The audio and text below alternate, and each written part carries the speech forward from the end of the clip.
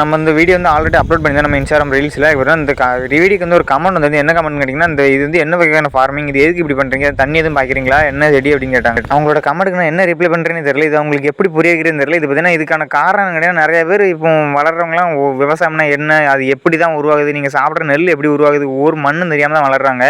இதுக்கு முக்கால்வாசி காரணம் வளர்ப்பு சரியில்லைங்க தான் நான் சொல்லுவேன். இங்கே உலகத்தில் 1000 இருக்குது, லட்சக்கணக்கில் கோடிக்கணக்கில் இருக்குது. என்ன சொல்லி கொடுத்தாலும் சரி, திங்கிற சாப்பாடு எப்படி வருதுன்னு சொல்லி கொடுத்தா தான் அந்த ஒரு ஒழுக்கம் அப்படிங்கிறது ஒன்று வரும்னு எனக்கு தோணுது. எனக்கு கொஞ்சம் அப்படியே வருத்தமாயிடுது. எப்படி நம்ம புரிய வைக்கிறது, என்னது தான் சொல்லனே தெரியல. ஏன்னா அவங்களுக்கு ஒன்றுமே தெரியல. நான் அப்புறம் என்னது அதை சொல்கிறதுன்னு எனக்கு தெரியல. இந்த வீடியோ பார்க்குற நீங்களாவது சரி, உங்களோட பொண்ணுங்களுக்கு, உங்களோட பசங்களுக்கு, உங்களோட ஃப்ரெண்ட்ஸுக்கு சொல்லுங்கள், இதுதான் சாப்பாடை வேஸ்ட் பண்ணாடா, இப்படி தான் ஒரு 6 மாதம் கஷ்டப்பட்டு தான் ஒரு நெல் உருவாகுது அப்படிங்கிறத சொல்லுங்கள். ஏன்னா இதுதான் நெல்லுக்கு வந்து நம்ம மருந்தடிக்கக்கூடிய இது, நோய் தாக்காமல் இருக்கிறதுக்காக மருந்தடிக்கிறோம். அதுதான் அந்த ஒரு பதிவு. அதை வந்து அந்த கமெண்டில் உள்ளவங்க பார்த்தா சரி, இன்னொரு பார்க்கலாம்.